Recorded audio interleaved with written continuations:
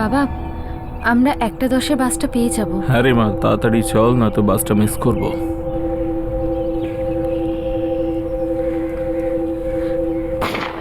কি হলো?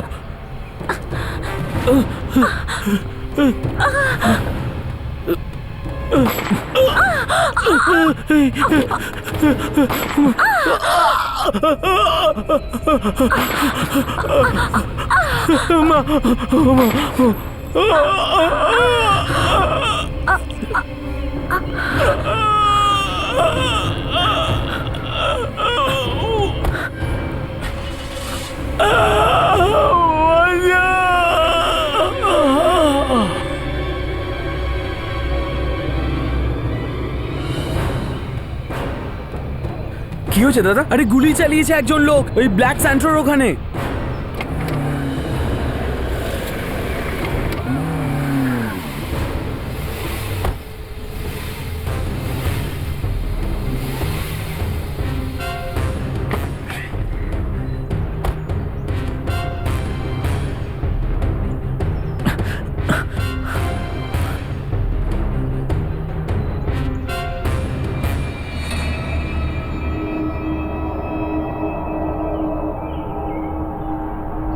আমি পুলিশকে খবর দিচ্ছি।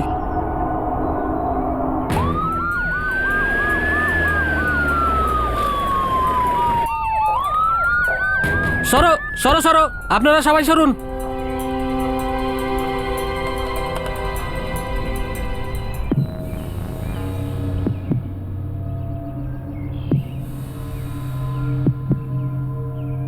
স্যার, মহিলাটা মারা গেছে। আর লোকটা? অজ্ঞান হয়ে আছে স্যার, শ্বাস পড়ছে। স্যার, আমি ফোন করেছিলাম। কারা এরা আর গুলি কে চালিয়েছে? স্যার জানি না, আমি এখান দিয়ে যাচ্ছিলাম তো গুলি করার আওয়াজ শুনলাম। দেখলাম যে ওখান দিয়ে একটা লোক এনাদের দুজনের ওপর গুলি করছিল।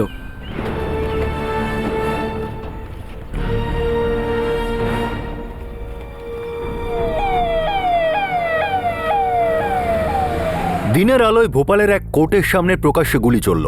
হামলা হলো 30-32 বছর বয়সের এক মহিলা আর তার সঙ্গে থাকা একজন বয়স্ক ব্যক্তির উপর। কারা ছিল এরা? আর ওই মহিলাই বা কে ছিল যার মৃত্যু হয়েছিল? ওনার সঙ্গে থাকা ওই বয়স্ক ব্যক্তি কে ছিলেন? আর কেই বা করেছিল ওনাদের উপর গুলিবর্ষণ?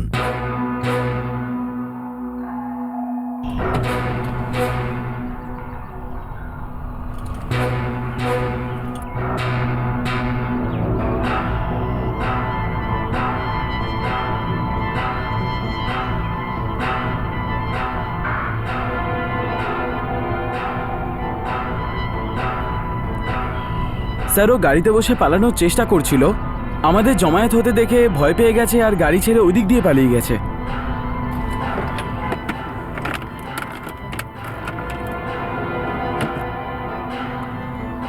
স্যার, গাড়িতে কোনো পেপার পাইনি, শুধু এই বন্দুকটা পেয়েছি। আরটিও থেকে খোঁজ নাও, এই গাড়ি কার? স্যার, ওনার বয়স কত ছিল? যুবক, মাঝবয়সী, বয়স্ক? হাইট কত ছিল? দেখতে কেমন ছিল লোকটাকে? স্যার, ও 30-35 বছরের ছিল, রোগা পাতলা করে, আর মুখে ওর কিছু ছোট ছোট দাড়ি ছিল। স্যার, পুরো এরিয়া খুঁজে দেখেছি, 5টা গুলির শেল পাওয়া গেছে। ও 5টা গুলি চালিয়েছিল? স্যার, গুলি গুনিনি স্যার। প্রথম গুলির আওয়াজ শুনেই আমার অবস্থা খারাপ হয়ে গেছিল। দেখলাম যে ও প্রথমে ওই মহিলাকে গুলি করেছিল, তারপরে ওই লোকটাকে। ওনাকে চিনতে পারবে যদি আমাদের তোমাকে দরকার পড়ে তো? হ্যাঁ স্যার, চিনে নেব। অঙ্কিত, এনার নাম, নাম্বার, অ্যাড্রেস নিয়ে নাও। Yes sir.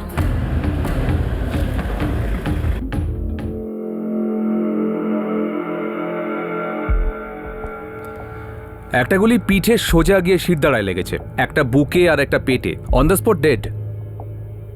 এখনো পর্যন্ত এটাই জানতে পারলাম না যে এই মহিলাটা কে। আচ্ছা, ওই লোকটার অবস্থা কি?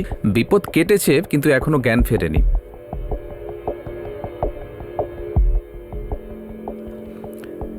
এর বাঁ হাত আর ডান পা থেকে দুটো গুলি বেরিয়েছে, সিভিয়ার ফ্র্যাকচার। ইনি এখনো শকের মধ্যে আছেন, তাই কিছু বলতে পারবেন না। প্রথমে এটা খোঁজ নিতে হবে যে এই দুজন কারা। এর কাপড় আর জিনিসপত্র আমরা যত্ন করে রেখেছি। এর পকেট থেকে একটা পার্সও পাওয়া গেছে।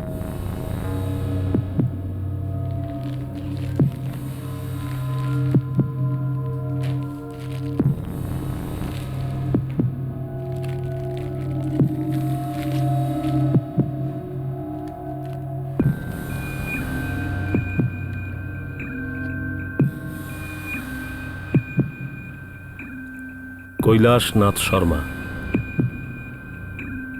গোবিন্দনগর, ভোপাল। এটা দরকার হবে আমাদের। Yes sir.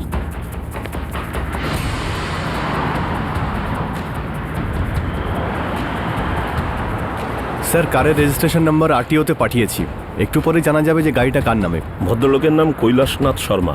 ওই মহিলাটাকে এখনো জানতে পারিনি।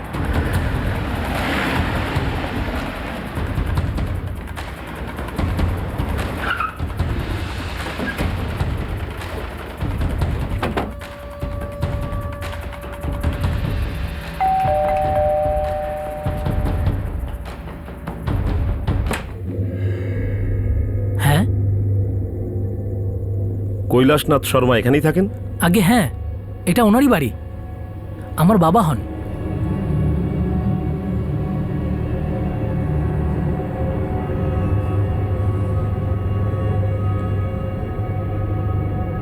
উনি দিদির সাথে কোর্টে গেছেন, একটু পরেই চলে আসবেন।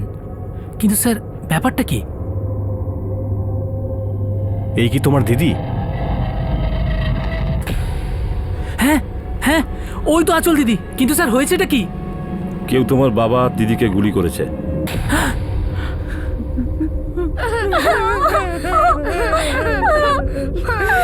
এখন ওরা কোথায় আছে? হাসপাতালে আছে। কৈলাসবাবু এখন বিপদমুক্ত, কিন্তু অজ্ঞান অবস্থায়। কিন্তু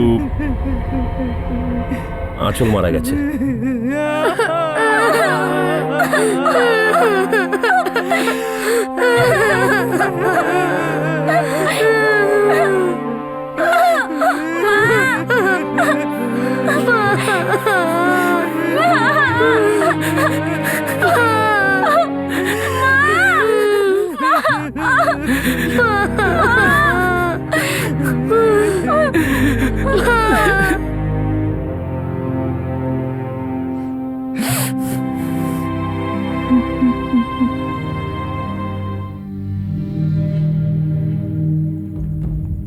আঁচলের স্বামী কোথায়?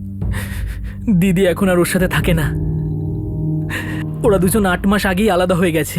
তোমার বাবা এবং দিদি কোর্টে কেন গেছিলেন? আজ কোর্টে শুনানি ছিল। আমাদের আঁচল দিদির স্বামী রোশন ফ্যামিলি কোর্টে কেস দাখিল করেছিল। স্বামীর ফোন নাম্বার? ডায়াল করা নম্বরটি এই মুহূর্তে সুইচ অফ করা আছে। কোথায় থাকেন এই ভদ্রলোক? ফ্যামিলির সাথে থাকেন না একাই থাকেন? পঞ্চবটিনগরে ওদের নিজেদের বাড়ি, সেখানেই নিজের মা বাবার সাথে থাকে ও। কোনো ফটো আছে ওনার?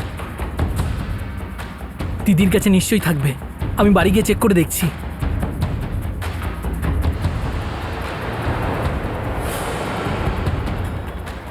স্যার 1-2 ঘন্টার মধ্যে রোশনের ফোনের লোকেশন জানা যাবে। দুজন আলাদা থাকেন। স্বামী স্ত্রীর নামে কোর্টে কেস করেছেন। নিশ্চয়ই কোর্টের মধ্যে দুজনের মধ্যে কিছু না কিছু হয়েছে। হ্যাঁ, যদি গুলি উনি করে থাকেন তো।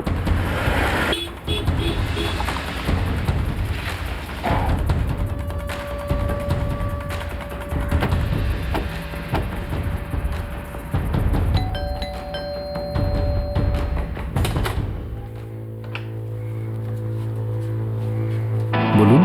রোশন দেব। ও আমার ছেলে। স্যার আমি সত্যি জানি না ছেলে কোথায় আছে। ওনার ফোন বন্ধ আছে। আমি আপনাকে বললাম না, ও কোর্টে গিয়েছিল, তারপর আর বাড়ি ফেরেনি। কোর্টের বাইরে রোশনের স্ত্রী আঁচলের খুন করা হয়েছে। তাকে কেউ গুলি করেছে। কি? এটা কি করে হলো? কবে? কে মারলো আঁচলকে? আমাদের সন্দেহ তাকে আপনার ছেলেই খুন করেছে। না না, এটা হতে পারে না। আমার ছেলে এটা করতেই পারে না। ওর স্ত্রীকে খুব ভালোবাসে। আগে তো জানতে পারি আপনার ছেলে কোথায়। আমাদের বিশ্বাস করুন, আমরা জানি না ও কোথায়। কালকে সকালে যখন কোর্টে গেছিল খুব চিন্তিত ছিল, আর তারপর বাড়ি ফেরেনি। স্যার আমি নিজে ওকে অনেকবার ফোন করে দেখেছি, কিন্তু ফোনটা বন্ধ আছে।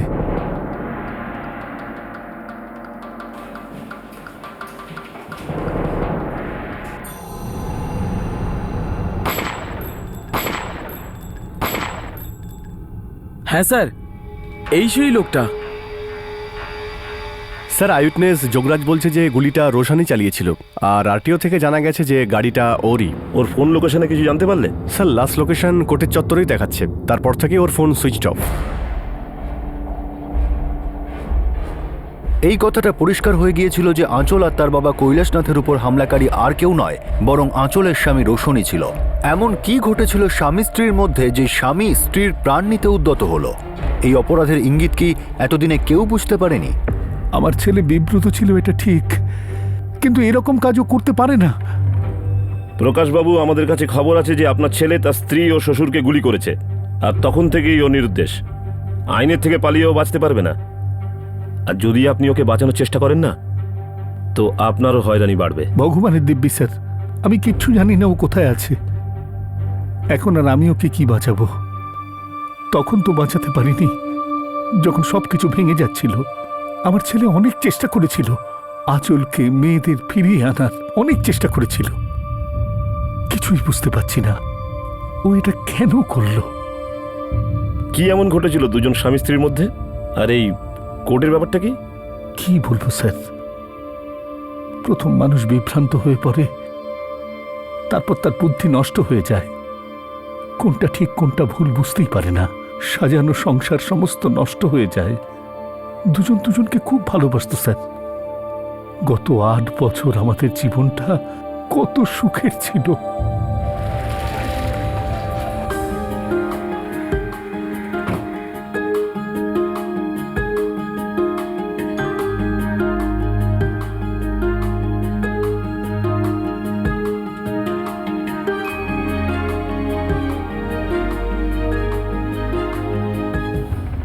সবকিছু ভালোই চলছিল। আমি একজন রিটায়ার্ড কন্ট্রাক্টর, আমার ছেলের কাপড়ের ব্যবসা ছিল। গত 8 বছর ধরে আমার ঘরে লক্ষ্মীর বাস ছিল, কিন্তু গত বছর ওর ব্যবসায় খুব লোকসান হলো।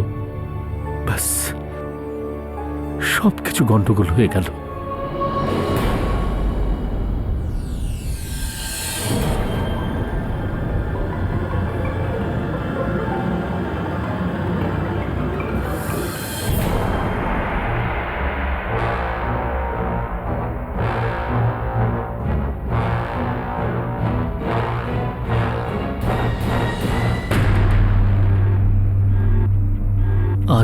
সুন্দর সম্পর্ক একটা লোকসানে সব তছনছ হয়ে গেল। লোকসান বাড়ল তো পরিবারটাই ধ্বংস হয়ে গেল। আমার ছেলে যে একজন ভালো স্বামী, ভালো বাবা ছিল, ওর মাথায় শুধু একটা ভূতি চেপে বসেছিল যে ব্যবসাটা আগের মতোই চালাতে হবে। আর যে মানুষটাকে আঁচল 8 বছর ধরে ভালোবাসত, এখন তাকে দেখেই ও হতাশাগ্রস্ত হতো। দেখো বাবা, ব্যবসায় অনেক সময় লোকসান হয়। বাবা, যদি ব্যবসায় ক্ষতির কথা হতো তো সেটা আলাদা ব্যাপার। এখন তো ব্যবসা বন্ধ করে দেওয়ার সময় এসে গেছে। তাহলে বাবা অন্য ব্যবসা শুরু করো। বাবা, খুব কষ্ট করে, খুব পরিশ্রম করে এই বিজনেসকে দাঁড় করিয়েছিলাম। এটা কি করে ডুবে যেতে দিই? বাবা, আমি পারবো না, এই সব কিছু নষ্ট হয়ে যেতে দিতে পারি না। রোশন, শেষ হওয়ার মতো আর কি বা আছে? সবকিছু এমনি শেষ হয়ে গেছে, ব্যাস তুমি শুধু দেখতে পাচ্ছ না। তাহলে কি করব? চেষ্টা তো করে যাচ্ছি আবার বিজনেসটাকে দাঁড় করাতে। যদি তুমি আমার সাথে না থাকতে পারো, কম করে এভাবে আমার কাজে বাধা দিও না তো। রোশন, শেষ 6 মাস ধরে তুমি একটা টাকাও সংসারে দাওনি। তুমি কি জানো যে আমি এই সংসারটা কিভাবে চালাচ্ছি? তুমি শুধু এই সময়টাই দেখছো, আর আমরা দুজনে মিলে যে ভালো সময়টা কাটিয়েছিলাম সেটা ভুলে গেলে। তুমিই বলো যে ওই ভালো সময়গুলো নিয়ে আমি কি করব? শেষ 6 মাস ধরে আমি আর আমার সন্তানরা তোমাকে খালি হতাশায় ডুবে যেতে দেখছি। সারাটা দিন তুমি বাড়ির বাইরে থাকো, ভগবানই জানে যে তুমি কি করো। বাস্তবে থেকে মুখ ঘুরিয়ে নিলে তো আর সত্যিটা মিথ্যা হয়ে যাবে না। রোশন, তুমি যদি চাও তাহলে আরেকবার নতুন করে শুরু করতে পারো। কোথাও একটা ছোটখাটো চাকরি করে নাও। আমি তো কিছু বেশি চাইছি না তোমার থেকে। সবকিছু আগের মতোই ভালো হয়ে যাবে আবার। আমার বিজনেসটা একটু ডুবে গেল বলে তুমি তো আমাকে সব ব্যাপারেই অক্ষম মনে করছো। রোশন, ভালো এটাই হবে যে তুমি বাস্তবটাকে মেনে নাও। তুমি মুখ ঘুরিয়ে থাকতে পারো না এই অবস্থায়। সময় থাকতে থাকতে তোমাকে সবটা ঠিক করতে হবে। আর যদি এই অবস্থা থেকে বেরোতে চাও তাহলে সময়ের মধ্যেই বেরোতে হবে, কারণ সময় কারোর জন্য অপেক্ষা করে না। নিজের ব্যবসা তো শেষ করেই ফেলেছ, এবার আমাদেরকেও হারিয়ে ফেলবে।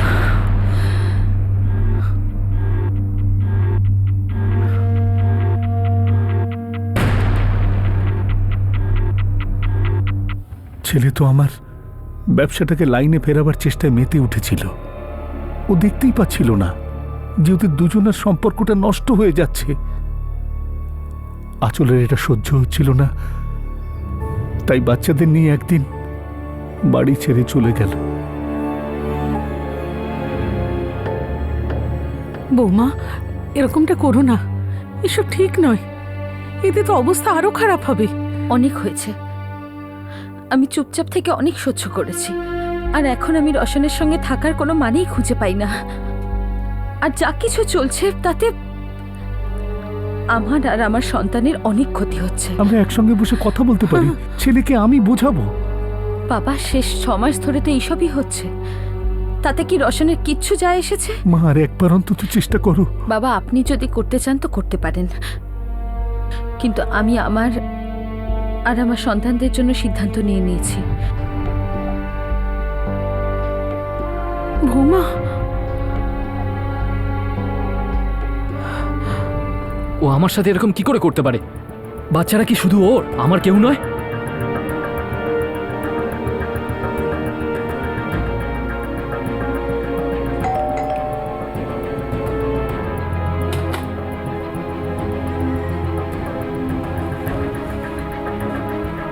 আঁচল কোথায় সোনু?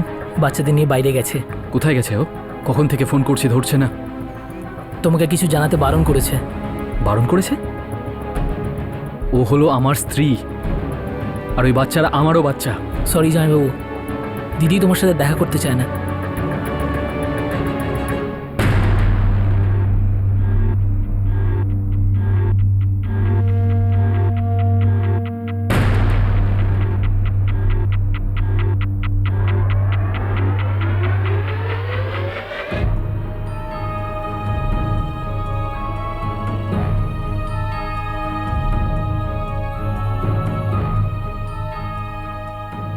বাবা জীবন, তুমি আমার মেয়েটাকে শুধু শুধুই বিরক্ত করছো, এবার ওকে ছেড়ে দাও। বাবা, আমি তো সবকিছুই হারিয়ে ফেলেছি, শুধু একমাত্র পরিবারই রয়েছে আমার কাছে, আর আপনি বলছেন সেটাও ছেড়ে দেব? বাবা জীবন, কেউ সবকিছু এমনি হারায় না। আর তুমি বাঁচানোর চেষ্টাটা কোথায় করলে? সংসারটা ডুবতে দেখে তুমি মুখ ঘুরিয়ে বসে রইলে। কি করতো আমার মেয়েটা? দেখো, ও ঠিক করে নিয়েছে যে কি করবে। ও তোমার সংসারে যেতে চায় না। একবার আপনি ওর সঙ্গে আমার দেখা করার সুযোগ করে দিন, আমি ওর সঙ্গে দেখা করতে চাই, ওকে বোঝাতে চাই। ও এভাবে কি করে আমাকে ছেড়ে চলে যেতে পারে? আপনি দেখা করতে দিন, আমরা দুজনে একসঙ্গে খুব ভালো দিন কাটিয়েছি। তুমি শেষ করে ফেলেছো বাবা জীবন।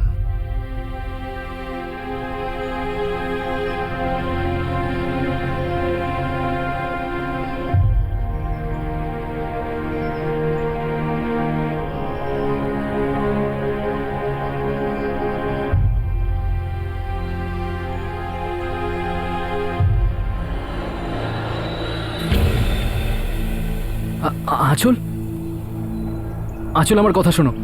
আঁচল, আমি বলছি তুমি বাড়ি ফিরে চলো। আঁচল, আমি সবকিছু ঠিক করে দেব।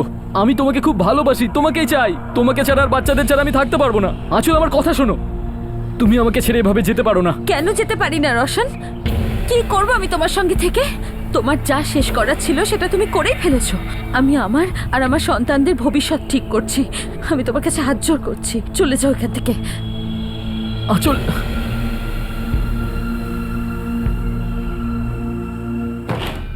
স্যার, যে রিভলভারটা রোশন ইউজ করেছিল সেটা প্রকাশবাবুর নামে রেজিস্টার্ড।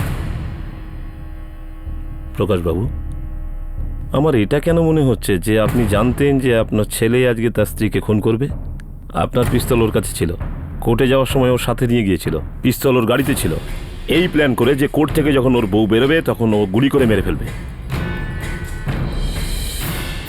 আপনার পিস্তল ওর কাছে ছিল, কোর্টে যাওয়ার সময় ওর সাথে নিয়ে গিয়েছিল, পিস্তল ওর গাড়িতে ছিল, এই প্ল্যান করে যে কোর্ট থেকে যখন ওর বউ বেরোবে তখন ও গুলি করে মেরে ফেলবে।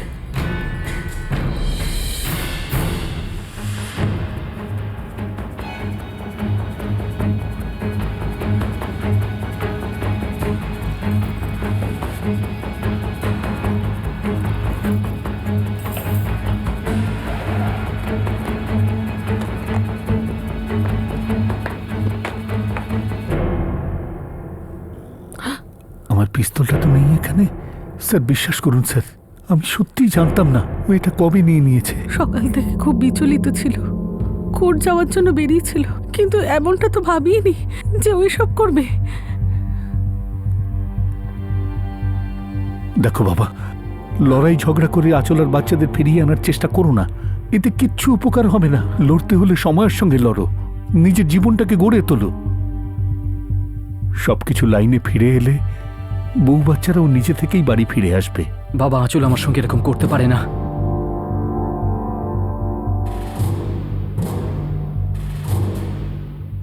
আমি তো বিশ্বাসই করতে পারছি না, আমার ছেলে স্ত্রীকে মেরে ফেলেছে, নিজের বাচ্চার মায়ের প্রাণ নিয়ে নিয়েছে।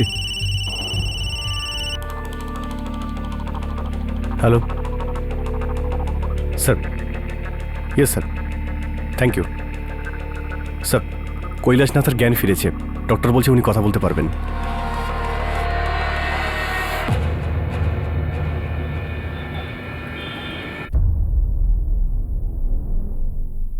ওই দিন সকালে আমরা কোর্টে গিয়েছিলাম।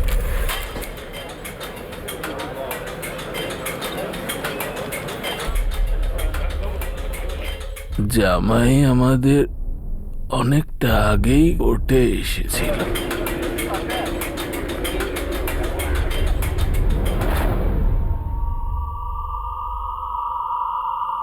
এমনটা যে হয় ভাবতে পারিনি সেটা। 2013-র 23শে জুন ফ্যামিলি কোর্টে রোশন আর আঁচলের মধ্যে মীমাংসা হওয়ার কথা ছিল। রোশন এই কেস সেকশন 9-এর দাম্পত্য অধিকারের দাবি অর্থাৎ রেস্টিটিউশন অফ কনজুগাল রাইটে দায়ের করেছিল। যখন স্বামী স্ত্রীর মধ্যে কোনো একজন সংসার ছেড়ে চলে যায় আর দ্বিতীয় জন তার এই সিদ্ধান্তকে মানতে নারাজ, তখন সেই সমস্যার মীমাংসার জন্য কোর্ট দুপক্ষেরই কথা শোনে। যে পক্ষ দাম্পত্য থেকে বেরিয়ে আসার সিদ্ধান্ত নিয়েছে তাকে সেই সিদ্ধান্ত নেওয়ার কারণ কোর্টকে জানাতে হয়, আর তার ভিত্তিতেই কোর্ট দ্বিতীয় পক্ষের অধিকারের উপর সিদ্ধান্ত নেয়। সেই দিন কোর্টে এমনটাই হওয়ার কথা ছিল। ম্যাডাম, আঁচল আমার স্ত্রী, আমার 2 মেয়ে, রাশিয়ার অঞ্জলির মা, যে হঠাৎ করে আমাকে ছেড়ে চলে গেছে। ম্যাডাম, আমাদের বিয়ে হয়েছে 8 বছর হয়ে গেল। এই 8 বছরে আমরা একে অন্যের সঙ্গে খুব ভালো সময় কাটিয়েছি। ম্যাডাম, আমি কখনোই আমার স্ত্রী বা আমার বাচ্চাদের ওপর হাত তুলিনি বা কখনো ওদের ওপর কোনো জোর করিনি। আমি মানছি যে এখন আমি বিজনেসে অনেক লস করে ফেলেছি। আমি খুব চেষ্টা করছি, গত 1 বছর ধরে খুব চেষ্টা করছি যেন আমার বিজনেস যেরকম ছিল ঠিক সেরকম হয়ে যায়। ওর আর আমার সম্পর্ক ঠিক আগের মতোই ভালো করে দিতে চাই, কিন্তু আমার স্ত্রী আমার এই অবস্থাটা বুঝতেই চাইছে না। ম্যাডাম, আমি আমার স্ত্রী আর আমার বাচ্চাদের ফিরে পেতে চাই। ম্যাডাম, ফিরে পেতে চাই। মিসেস আঁচল, আপনি আপনার স্বামীর কাছে কেন ফিরে যেতে চাইছেন না? ম্যাডাম, গত 1 বছর ধরে আমি আমার স্বামীর সঙ্গে থেকে শুধুমাত্র সমস্যারই সম্মুখীন হয়েছি। কথাটা খারাপ সময় সঙ্গ ছেড়ে দেওয়া বা সঙ্গে থাকার কথা নয়। কথাটা হলো খারাপ সময়কে যেভাবেই হোক ভালো করার চেষ্টা করা। কিন্তু আমার স্বামী, ওর মাথায় শুধুই চলে ওর খারাপ বিজনেসটাকে আবার টেনে তোলার চেষ্টা। সেরকমই বিজনেস যাতে কোনো আশাই নেই, যার থেকে কোনো রোজগারই হয় না। এবার আপনি বলুন যে এরকম অবস্থায় আমি কি করে আমার সন্তানদের বড় করব? সমস্ত দিন আমার স্বামী বাইরে থাকেন ওই বিজনেসটাকে খাড়া করার মিথ্যে চেষ্টায়। আমি ওকে বহুবার বলেছি যে অন্য কিছু করো, অন্য বিজনেস করো বা কোনো ছোটখাটো চাকরি করো, কিন্তু ও আমার কোনোদিন কোনো কথা শোনেনি। ম্যাডাম, আমি 6 মাস আগেই শ্বশুরবাড়ি থেকে চলে এসেছি, কিন্তু এই 6 মাসে ও শুধুমাত্র আমাকে বিরক্ত করেছে ওই বাড়িতে ফেরত যাওয়ার জন্য। না কোনো নতুন বিজনেস করেছে, না কোনো নতুন চাকরি জোগাড় করার চেষ্টা করেছে। ওর কাছে নিজের সন্তান বা নিজের পরিবারকে চালানোর মতো কোনো সামর্থ্য নেই। আমার নিজের আর আমার সন্তানদের ভবিষ্যৎ নিয়ে চিন্তা আছে ম্যাম। আমি মানছি যে ও কোনোদিন আমার গায়ে হাত তোলেনি, না কখনো কিছু জোর করেছে, কিন্তু তার মানে তো এই নয় যে আমি চুপচাপ সহ্য করব যে কবে ও এটা ঘটাবে আমার সাথে, তারপর গিয়ে আমি কোনো স্টেপ নেব। আর এরকম হওয়ার যথেষ্ট সম্ভাবনা ছিল, কারণ ওর মধ্যে কোনো ইচ্ছেই নেই জীবনে কিছু করার বা অর্থনৈতিক সামর্থ্য বাড়ানোর। শুধু পুরনো দিনগুলো নিয়ে আটকে থাকে। ম্যাম, সত্যি বলতে কি 6 মাস আগেও আমি আমার আর আমার সন্তানের ভবিষ্যৎ নিয়ে নিশ্চিন্ত ছিলাম না, আর না এখন নিশ্চিন্ত হয়েছি। আমি আমার স্বামীর বাড়িতে ফিরে যেতে চাই না। আমার ভালো সময় তো আমার কোনো সিদ্ধান্তের ওপর কোনো প্রশ্ন করনি। আজ একটু সময় কি খারাপ হয়ে গেল? তুমি আমার সব ছোট ছোট জিনিস নিয়ে প্রশ্ন তুলছো। কি হয়েছে আজকে আমি অসফল তো? আগামী দিনে কি আমি সফল হতে পারবো না? আমি ভেবেছিলাম তুমি এই দুর্দিনে আমার পাশে থাকবে, আমাকে সাহায্য করবে, কিন্তু তা না করে তুমি তো উল্টোটা করছো। তুমি আমার থেকে আমার বেঁচে থাকার কারণ ছিনিয়ে নিচ্ছ, আমার বাচ্চাদের কেড়ে নিচ্ছ। আর এই লোকটা আর এর ছেলে আমাদের সম্পর্কটা ঠিক করে দেওয়ার বদলে সেটা আরো ভেঙে দিচ্ছে, আমাদের দুজনকে একে অপরের থেকে আলাদা করে দিচ্ছে, আমাদেরকে দূরে সরিয়ে দিচ্ছে। ম্যাডাম, আমি আমার ফ্যামিলি ফিরে পেতে চাই। ম্যাডাম, যা কিছু হয়ে যাক। Mister Roshan, come down please. না ম্যাডাম, আমি আর আপনার কোনো রায় মেনে নেব না। আমি আমার ফ্যামিলি মিস্টার চাই। রোশন, আপনি যদি এইভাবে জোর গলায় আমার সাথে কথা বলেন তাহলে আমি বাধ্য হব আপনাকে বার করে দিতে। এই আদালত এই কেসের শুনানি 24শে জুন করবে। আর আঁচল, আপনাকে আপনার স্বামীর কাছে ফিরে না যাওয়ার কারণ লিখিত দিতে হবে। Thank you ma'am. এই কেসের শুনানি 24শে জুন করবে। আর আঁচল, আপনাকে আপনার স্বামীর কাছে ফিরে না যাওয়ার কারণ লিখিত দিতে হবে। Thank you ma'am. আঁচল আর আমি কোর্টরুম থেকে বেরিয়ে বাস স্ট্যান্ডের দিকে যাচ্ছিলাম। একদম বুঝতে পারিনি যে জামাই আমাদের ফলো করছে।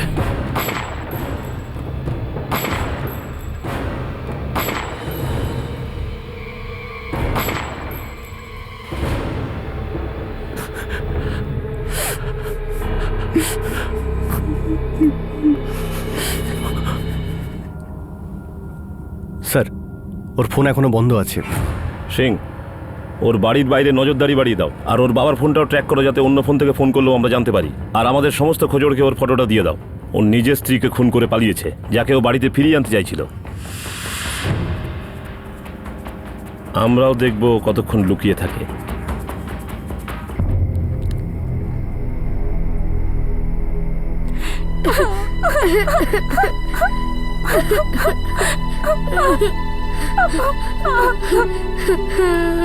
আচ্ছা অঞ্জলি, রাশি, কিছু খেয়ে নাও তোমরা। মামা, আমি মায়ের কাছে যাব। মাম্মা।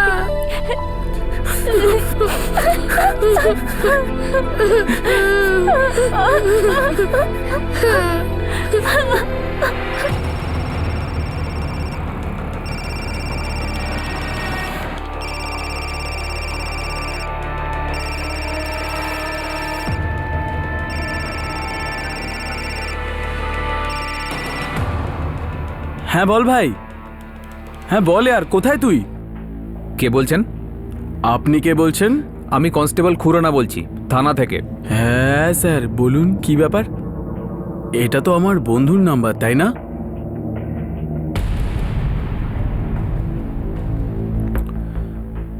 আমরা তোমার নাম্বারটাই সেলফোনটা থেকে পেয়েছি। এতে অন্য কোনো নাম্বার সেভ না থাকলেও শেষ ফোনটা তোমার কাছে গিয়েছিল 21শে জুন। আগে হ্যাঁ, এটা আমার বন্ধু রোশন দেবের নাম্বার। কিন্তু কি হয়েছে?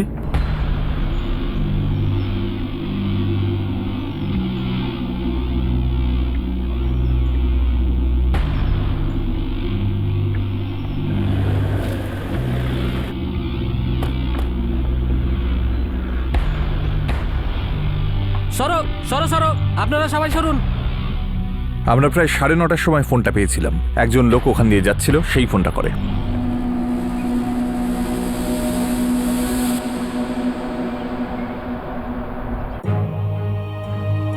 আগে হ্যাঁ স্যার, ওই রোশন। আমি কাল থেকে ওকে ফোন করার চেষ্টা করছিলাম, কিন্তু ওর ফোনটাই বন্ধ ছিল। ও নিজের স্ত্রীকে খুন করেছে। আমায় কাল পুলিশ ফোন করেছিল।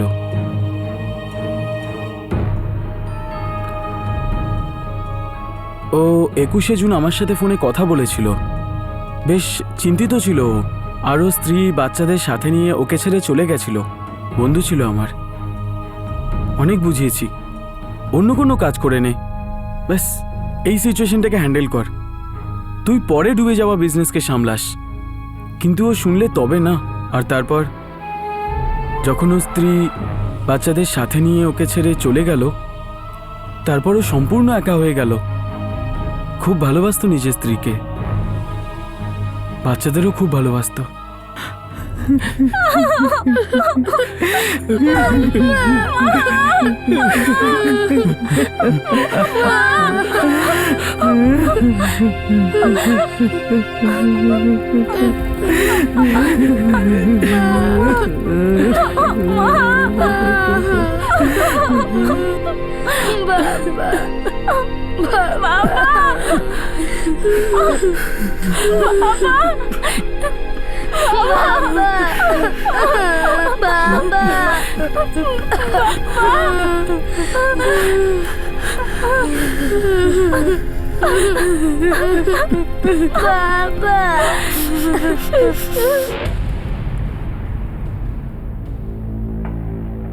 স্যার আমরা এফআইআর নোট করে নিয়েছি। আইপিসি 302 ধারা অনুযায়ী আঁচলের হত্যা আর আইপিসি 307 ধারা অনুযায়ী আঁচলের বাবাকে হত্যার চেষ্টা। আর এতে অপরাধী হলো রোশন। আর জাহাঙ্গীরাবাদ থানার আত্মহত্যার কেসে পীড়িত এই রোশন। ইনভেস্টিগেশনের রিপোর্ট ফাইল করো, কোর্টে পাঠাতে হবে।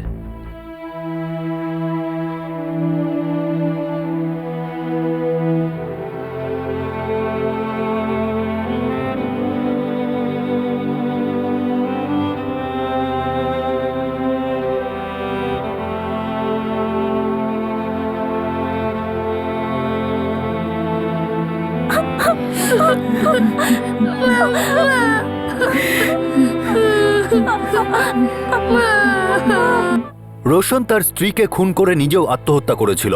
সে তার স্ত্রী আর বাচ্চাদের থেকে আলাদা হওয়ার কষ্ট সহ্য করতে পারেনি। আঁচল রোশনের কাছে ততদিন ফিরে যেতে চায়নি যতদিন না সে তার বরবাদ হয়ে যাওয়া ব্যবসাকে পুনরায় দাঁড় করানোর চেষ্টা থেকে বেরিয়ে এসে নতুন চাকরির চেষ্টা করছে। আর রোশন না সে হতাশা থেকে বেরিয়ে আসতে রাজি ছিল আর না এটা মানতে যে ব্যবসা পুনরায় দাঁড় করানো সম্ভব নয়। শেষ পর্যন্ত যারা সবকিছু হারিয়েছিল তারা হলো তাদের নিষ্পাপ দুটি সন্তান। তারা তাদের বাবা মা দুজনকেই হারিয়েছিল। কে ঠিক করবে কে ঠিক ছিল আর কে ভুল, বরং এই বিচার করাটাই ভুল হবে। এটা তো এমন একটা লড়াই ছিল যাতে সবার শুধু হারই হয়েছে। অনেক সময় পরিস্থিতি আমাদের হার মেনে নিতে বাধ্য করে। এরকম অবস্থায় যদি লড়াই করে সামনে এগোনো যায় তবে সমস্যা জয় করা যায়। আর পরিস্থিতি মোকাবিলা করার ক্ষমতা যদি নিজের মধ্যে না থাকে তাহলে কারো কাছে সাহায্য চাওয়াই বুদ্ধিমানের কাজ। আঁচল আর রোশনের যত সমস্যা ছিল তা কি অন্যভাবে সমাধান করা যেত না? যদি তারা কোনো কাউন্সিলরের সাহায্য নিত তাহলে, অন্য কারোর সাথে নিজেদের সমস্যা নিয়ে আলোচনা করত তাহলে, যদি কেউ তাদের বোঝাতে পারত যে তাদের সন্তানদের তাদের কতটা প্রয়োজন। দূর থেকে দেখলে হয়তো অন্যের সমস্যাকে খুব সামান্য মনে হয়, কিন্তু সমস্যার পাহাড় যখন কারো উপরে ভেঙে পড়ে তখন এটা বলা খুবই মুশকিল যে জীবন কোন দিকে যাবে আর কোন সমস্যা কার কাছে মুশকিল হয়ে পড়বে। এরকম অবস্থায় বুদ্ধিমত্তার সঙ্গে ঠান্ডা মাথায় পরিস্থিতির মোকাবিলা ভীষণ প্রয়োজন। একটা সম্পর্কের মর্মান্তিক পরিণতি, তাও যেখানে দুজনের মধ্যেই ভালোবাসা অটুট। আঁচল চেয়েছিল যাতে রোশন নিজেকে বদলায়, নতুন কোনো কাজ করে, আর রোশনের জেদ ছিল আঁচল যেন বাড়িতে ফিরে আসে। দুজনের মধ্যে কোনো রকম অ্যাডজাস্টমেন্টই ছিল না। আপনাদের সাথে আবার দেখা হবে ক্রাইম পেট্রোল ডেস্ক থেকে আরও একটা নতুন কেস নিয়ে।